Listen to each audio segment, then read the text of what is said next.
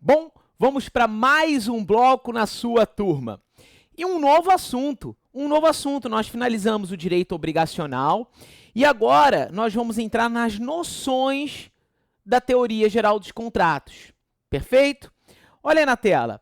O tema agora, então, é direito contratual. Esse é um importante assunto e você precisa estar conectado comigo. Dá um joinha aí para ver se está tudo certo.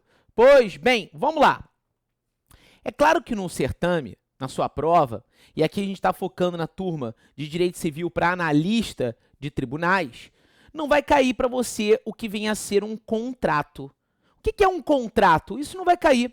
Inclusive, está tudo na sua apostila para você ter essa leitura fora da aula, beleza?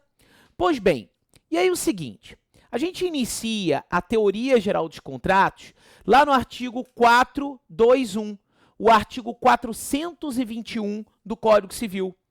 Esse artigo 421 do Código Civil, ele inicia com um super princípio. Acompanhe comigo aqui, ó. É o princípio da função social do contrato. Princípio da função social do contrato. Perfeito? Função social do contrato. Esse é esse importante princípio que a gente começa a estudar. Mas quando a gente fala de contrato hoje, nós não podemos analisar o contrato como uma bolha. Porque muitas pessoas interpretavam o contrato da seguinte forma: olha, o contrato, uma vez assinado, ele se torna lei entre as partes. Ok, beleza. Mas ele não pode ser analisado como uma bolha. O contrato, ele deve ser submetido a um controle de merecimento para ver se ele se encontra averiguado de acordo com a ordem social.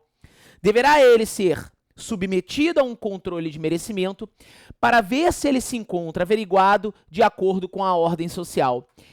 Esse é o intuito moderno, o conceito contemporâneo de um contrato, não ser analisado como uma bolha, sendo submetido a um controle de merecimento para ver se ele se encontra de acordo com a ordem social. Tendo em vista essa ideia, a função social do contrato transparece a ideia de uma justiça contratual, de um equilíbrio contratual, seja entre as partes ou para terceiro ou terceiros. Então, o contrato não poderá ser analisado como uma bolha, sendo submetido a um controle de merecimento para ver se ele se encontra averiguado de acordo com a ordem social. Perfeito. Esse é o sentido da função social do contrato. E tendo em vista a função social do contrato, nós podemos afirmar que a função social do contrato transparece duas eficácias. A função social do contrato, ela transparece duas eficácias. E que eficácias são essas? Uma eficácia interna, também chamada de endógena, e uma eficácia externa, também chamada de exógena. Então, uma eficácia interna, chamada de endógena, e uma eficácia externa, chamada de exógena. Pois bem, quando então nós falamos de função social do contrato, nós estamos transparecendo que a função social, ela trabalha como se fosse uma via de mão dupla. Ela trabalha como se fosse uma via de mão dupla. Ou seja, preste muita atenção agora comigo, se conecte aqui comigo. O contrato realizado entre A e B não pode ferir o interesse de C ou 6. O contrato realizado entre A e B não poderá ferir o interesse entre C, não poderá ferir os interesses de C, D ou E, como você quiser falar. Então, esse contrato realizado entre essas partes, A e B, não poderá ferir o interesse de terceiros. E, como se fala numa via de mão dupla, esses terceiros também não poderão ferir o interesse realizado entre A e B. Esses terceiros não poderão ferir o interesse entre A e B.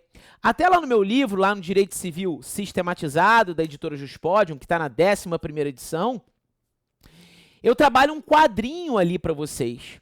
Um quadrinho bem inteligente para que você consiga visualizar essa ideia da via de mão dupla. O contrato realizado entre A e B não pode ferir o interesse de C, D, E, F, G, H, a porra toda. E nem esses terceiros poderão ferir o interesse de A e B. Quando a gente fala de terceiros ferindo o interesse daqueles que realizaram um contrato, nós lembramos do artigo 608 do Código Civil e a figura do terceiro aliciador. Caso você queira dar uma gugada, tá? Se você quiser dar uma gugada, se você é aquele cara que digita bonitinho, ou aquele cara que vai na catação de milho, de dedinho por dedinho, não importa. Coloca lá, Zeca Pagodinho versus Nova Skin e Skin Cariol. Versus Nova Skin e Brahma Chopp. Eu falei Nova Skin, Skin Cariol, foi ótimo, né? Então, versus Nova Skin e Brahma Chopp. Foi uma situação que aconteceu na época em que aplica-se ali o artigo 608.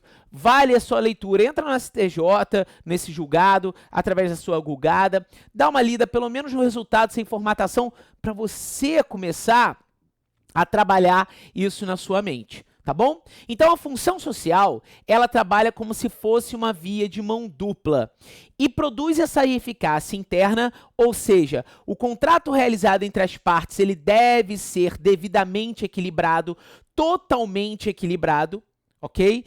Totalmente equilibrado e, destaco para vocês, que o contrato também não pode ferir o interesse de terceiro ou terceiros, e nem esse terceiro ou terceiros poderão ferir o contrato realizado entre A e B.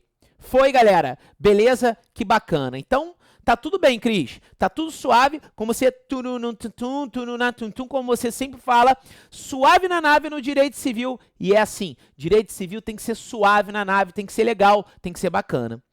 E aí o seguinte, quando a gente fala de função social do contrato, nós devemos destacar que outros princípios poderão ser indagados juntos com o princípio da função social. Acompanhe aqui comigo na tela. Pode ser perguntado para você sobre a pacta sunt servanda. Princípio da pacta sunt servanda. Como é que funciona isso, Cris? O princípio da pacta sunt servanda. Como é que você trabalha isso? O que é pacta sunt servanda? Pacta sunt servanda significa força obrigatória do negócio. E ela é vigente, ela vige. Quando as partes assinam um negócio, ele se torna obrigatório entre as partes. Mas cuidado, pode ser, todavia, entre mentes, pode acontecer que a pacta sunt servanda seja temperada, abrandada, mitigada por quem? Pela função social. Pode ser que ela seja abrandada, seja mitigada, seja temperada por quem? Pela função social, ok? Pela função social. E aí o seguinte, acompanhe comigo essa situação. A pacta sunt servanda, ela gera aquela ideia de força obrigatória do negócio jurídico. Mas eu não posso escravizar chibata, spá, spá, spá, vai cumprir o contrato, spá, vai cumprir o contrato, spá, vai... Eu não posso escravizar a parte a cumprir um contrato se esse contrato ele não é dotado de equilíbrio. Não adianta botar força obrigatória nesse contrato se esse contrato não é dotado de equilíbrio. A pacta sunt servanda vai ter a sua total vigência quando esse contrato for dotado de equilíbrio. Uma vez não havendo equilíbrio contratual, eu não posso falar de força obrigatória do contrato, eu não posso chibatar a pessoa, escravizar a pessoa a cumprir um contrato que não tem o seu equilíbrio, que não possui o seu equilíbrio. Eu só posso forçar a parte a cumprir um contrato se esse contrato ele for dotado de função social. Aí a pacta sunt servanda e a função social do contrato, elas andam de uma forma perfeita e elas se conectam, ok? Outra pergunta que pode vir a cair para vocês. Preste muita atenção, hein? Agora like é o seguinte, é o princípio da res inter alios acta, ou princípio da relatividade dos efeitos do contrato. Princípio da relatividade dos efeitos do contrato. Preste muita atenção, porque esse é um super princípio que pode vir a cair para todos vocês. O princípio da relatividade dos efeitos do contrato, ele sustenta que o contrato só gera efeitos entre as partes. Para, Cris.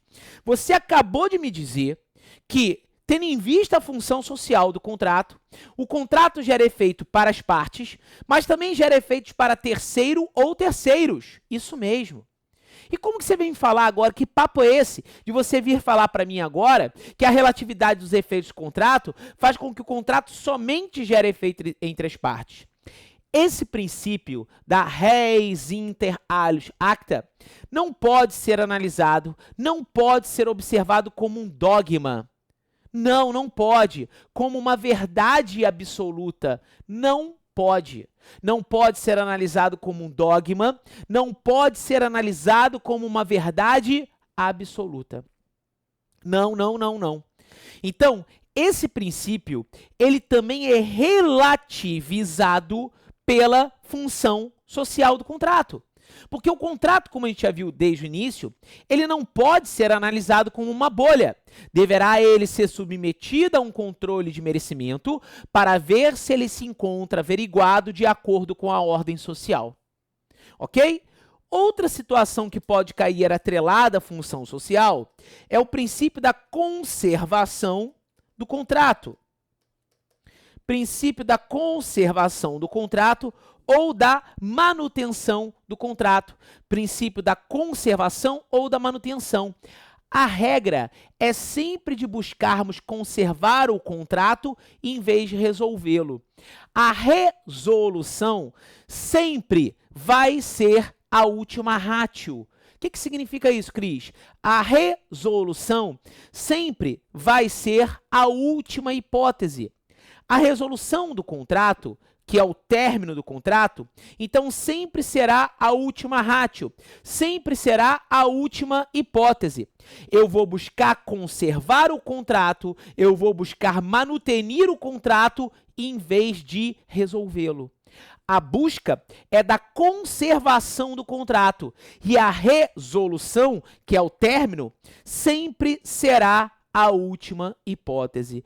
A resolução, que é o término, sempre será a última hipótese. Tendo em vista apontamentos doutrinários e também da jurisprudência, se o contrato não tiver função social, se o contrato não for dotado de função social, doutores e doutoras, ele não terá a sua validade, parte da doutrina sustenta isso, ele não terá a sua eficácia. Ok? Então, até mesmo as jornadas de direito civil, a 5ª jornada de direito civil, para ser mais específico, destaca o assunto. Então, nós falamos de eficácia interna, eficácia externa, pacta sunt servanda, princípio da relatividade dos efeitos do contrato, princípio da conservação do contrato. Na sua tela, então, olha aí, teoria geral dos contratos. E eu trabalho a classificação dos contratos para vocês, destacando temas que vão ser abordados durante nosso estudo, tá? E chegamos nos princípios contratuais. E abrimos logo a porteira, como você pode ver aí na sua tela, tá? A tese da função social do contrato. Eu estou chegando lá rapidinho, ó, princípios contratuais. Lembrando que as partes, elas têm autonomia da vontade. Olha o que eu digo para vocês aqui. As partes são livres para contratar, ou seja, contratam se quiserem, com quem quiserem e sobre o que quiserem. Isso decorre da simples razão. O contrato é um acordo de vontade. O limite para suas atuações é a lei. E como veremos mais à frente, na sua apostila, o interesse social e a boa-fé objetiva. Então, o fato da pessoa ter autonomia da vontade, essa autonomia da vontade, ela será sempre fiscalizada por quem? Pela função social do contrato e pela ideia da boa-fé objetiva. E falando em boa-fé objetiva, esse é um princípio que eu, particularmente, sempre sustento ele com muita força em provas. O princípio da boa-fé objetiva. E esse princípio, ele está pautado no artigo 422 do Código Civil. O princípio da boa-fé objetiva, ele está presente no artigo 422 do Código Civil. Você que está acompanhando essa aula agora, fique muito conectado, porque eu não posso confundir boa-fé objetiva, que é um princípio, com boa-fé subjetiva, que não é princípio. Boa-fé objetiva é um princípio pautado num dever de conduta, que as partes a todo momento devem atuar com o dever de conduta, pautados na confiança, pautados na lealdade. Confiança e lealdade. Percebam, nós trouxemos isso lá do direito alemão. O Treu, que se escreve treu assim, Treu, eu vou escrever aqui para vocês na tela, é a ideia da lealdade. E o Glauben é a ideia da confiança. Então, de um lado eu tenho o Treu, lealdade, e do outro lado eu tenho o Glauben, que é a confiança. Então, veja aqui comigo na tela. A boa-fé objetiva é um dever de conduta. Um dever de conduta entre as partes, baseado na confiança, olha aí na sua tela, o Glauben, e baseado na lealdade, que é o Treu. Ok? E esse dever de conduta, gente, esse dever de conduta, essa tese, tá, da confiança, da lealdade, deverá ser observada em todas as fases contratuais. Em todas as fases contratuais, deixa eu passar aqui, esse dever de confiança e de lealdade deverá ser observado. Tanto é que nós temos enunciados do Conselho de Justiça Federal. O enunciado de número 25 do primeiro encontro do Conselho de Justiça Federal e o enunciado de número 170 do terceiro encontro do Conselho de Justiça Federal. Ou seja, a boa-fé objetiva deve ser observada em todas as fases do contrato. Deve contaminar todas as fases contratuais. Então, esse é um tema muito importante para o estudo de vocês, tá? Um tema caloroso, muito importante aí para o seu estudo. O enunciado de número 35 e o enunciado de número 170, um dirigido às partes e outro dirigido ao magistrado. Sim, as partes e o magistrado deverão observar a boa-fé em todo momento. Todo momento as partes, tá, devem ali estar focadas na boa-fé objetiva. E, como eu te disse, esse dever, que deve ser observado em todas as fases contratuais, deve ser pautado pela confiança, pela lealdade, esse dever de conduta. Mas que fases contratuais são essas? A pergunta é, que fases contratuais são essas? Vamos aqui. Fases contratuais. Fases do contrato.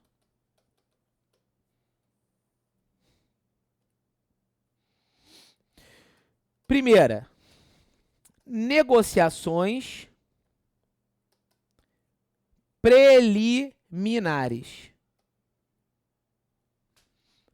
também chamada de tratativas. Então, negociações preliminares, tratativas. A fase de negociações preliminares, a fase de tratativas, tá? É importante, porque em tal fase o que nós observamos são debates prévios. Prévios debates. Então, o que analisamos, o que observamos são debates prévios. Prévios debates. Então, aqui, ó. Fase de debates prévios. Então, quando a gente fala de negociações preliminares, nós estamos falando de debates prévios. Sustentamos aqui e afirmamos que essa fase de debates prévios, de negociações preliminares, de tratativas, ela não vincula a realização do negócio. As partes não ficam vinculadas ao cumprimento do negócio. Isso mesmo, as partes, repito, não ficam vinculadas ao cumprimento do negócio, mas ficam vinculadas à ideia da boa-fé objetiva. Mas ficam vinculadas à ideia da boa-fé objetiva. As partes estão vinculadas à ideia da boa-fé objetiva. Isso é o tema das negociações preliminares. Não se força o cumprimento do contrato. Então, vamos lá. Vamos aqui imaginar uma situação. Eu, Cristiano, advogado aqui no estado do Rio de Janeiro, estou com muitos processos no meu escritório, e aí eu chego para um amigo meu que não trabalha, ele é formado, mas não tem um escritório, e falo, pô, meu irmão, preciso que você assuma alguns processos meus. E aí ele fala assim, pô, mas Cris, eu não tenho estrutura, eu não tenho escritório, como que eu vou assumir processos seus, amigo? Bom, se vira aí. Aí ele, pô, cara, fica com aquilo na cabeça, ele vai, aluga a sala, ele faz uma série de coisas, contrata pessoas, compra material, compra computadores, e aí, um belo dia, ele fala, Cris, eu tô pronto. Eu falo, pronto pra quê? Pronto pra assumir lá aqueles seus processos. Eu falo, ih, cara, eu contratei a Márcia, já tinha escritório, aquele dia você veio com esse papo de, mas pô, Cristiano, você falou isso pra mim, aquilo outro, aquilo me gerou uma expectativa enorme. Eu falo, cara, me desculpe, mas como você também me passou aquela situação, eu não sabia se você ia assumir ou não ia. Eu falei assim, pô, corre atrás, até cheguei a falar isso pra você, mas eu não sabia se você ali, sabe, ia assumir mesmo. Bom, aquela parte que se sentiu ali, nossa, traída, ela não pode fazer com que eu cumpra a situação que eu debati previamente com ele. Ele não pode entrar com uma ação para um cumprimento forçado para que eu venha assinar o contrato. Não. Não. Mas, excepcionalmente, se diz o seguinte, que em tal fase, excepcionalmente, nós podemos falar de uma responsabilidade civil. A professora até Maria Helena Diniz, uma grande civilista, ela destaca isso. Excepcionalmente, poderemos falar de responsabilidade civil. Excepcionalmente, poderemos falar de responsabilidade civil no caso concreto. Bom, mas então, excepcionalmente, nós vamos poder falar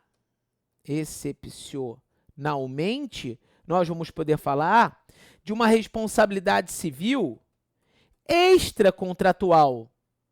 Porque aqui ainda não existe contrato.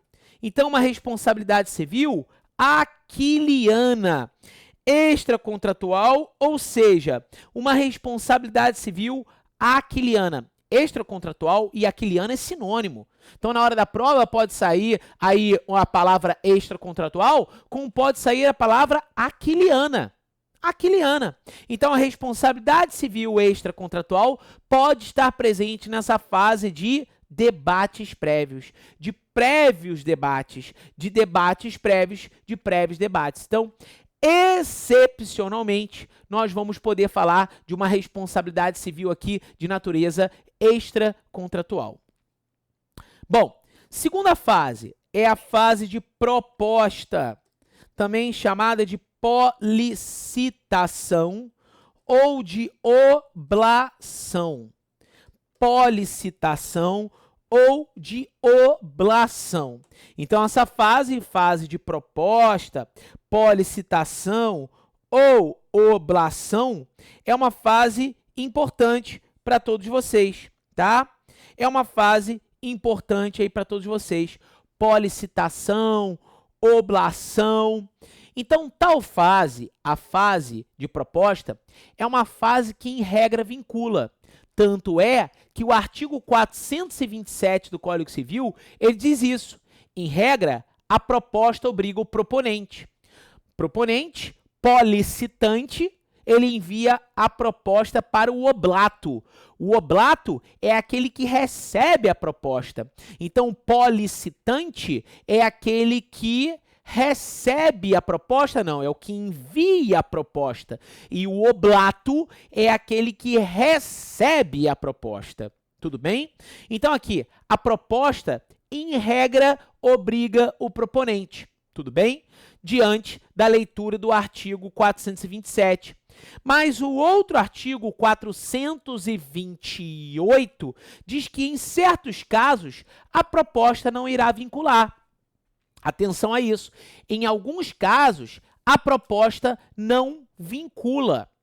Em alguns casos, a proposta não vincula. Tudo bem? Então, aqui é muito importante você destacar isso.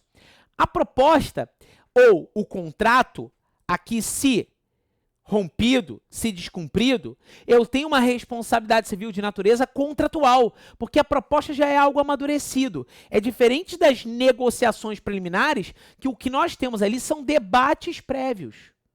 São prévios debates, tá? São prévios debates, são debates prévios, ponto. Ok? Ponto. Há necessidade de destacarmos aqui e observarmos a seguinte situação. A proposta, ela pode se dar entre presentes e entre ausentes. Toda vez que você fala assim, proposta entre presentes é que um está de frente com o outro. Não necessariamente. A proposta entre presentes, o contrato entre presentes, é aquele que existe uma facilidade na comunicação. A proposta entre presentes, o contrato entre presentes, é aquele em que existe uma facilidade na comunicação. Na comunicação. Que existe uma facilidade na comunicação. Então, pode ser que eu esteja, por exemplo, no Rio, e a Carla esteja em Belo Horizonte e façamos um contrato via telefone.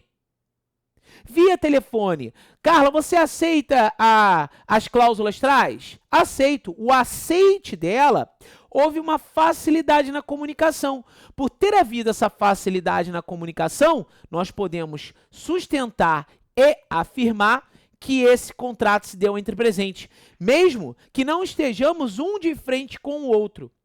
A contrário senso, contrato entre ausentes é aquele em que existe uma dificuldade na comunicação. Existe um desafio na comunicação. Então, eu enviei um e-mail lá para a Carla e a Carla demora uma cacetada de tempo para responder esse e-mail. Esse contrato, ele tem essa dificuldade. E o artigo 434, ele fala dessa modalidade de contratos entre ausentes. Ele fala desse destaque, dessa modalidade de contratos entre ausentes, que é o artigo 434. Olha o que diz a lei no artigo 434 do Código Civil. Olha o que ele menciona, o 434. Os contratos entre ausentes tornam-se perfeitos desde que a aceitação é expedida. Os contratos entre ausentes tornam-se perfeitos desde que a aceitação é expedida, vírgula, exceto 1. No caso do artigo antecedente, 2. Então, nos contratos entre ausentes, nós adotamos como regra geral a teoria da expedição. Escutem isso. Como regra geral, nós adotamos a teoria da expedição. Por quê? Olha lá o caput do 434. Os contratos entre ausentes tornam-se perfeitos desde que a aceitação é expedida. Desde que a aceitação é expedida. Teoria da expedição. E a exceção é abraçar a chamada teoria da recepção. Quer ver? 434, inciso 2º. Se o proponente se houver comprometido a esperar a resposta. Então, se ele houvesse comprometido a esperar a resposta, nós temos ali claramente a tese da teoria da recepção. Então, a segunda fase, que a boa-fé deve estar ali contaminando ali a boa-fé objetiva, como está aí na sua tela, é a fase de proposta. tudo bem? É a fase de proposta. Perfeito? Então, se trata aí de um tema de grande valia para o seu estudo. A gente vai continuar no nosso próximo bloco com esse assunto, tá? O assunto da boa-fé objetiva. Estou aguardando todos vocês no nosso quarto e último bloco, galera. Não sai daí não, hein?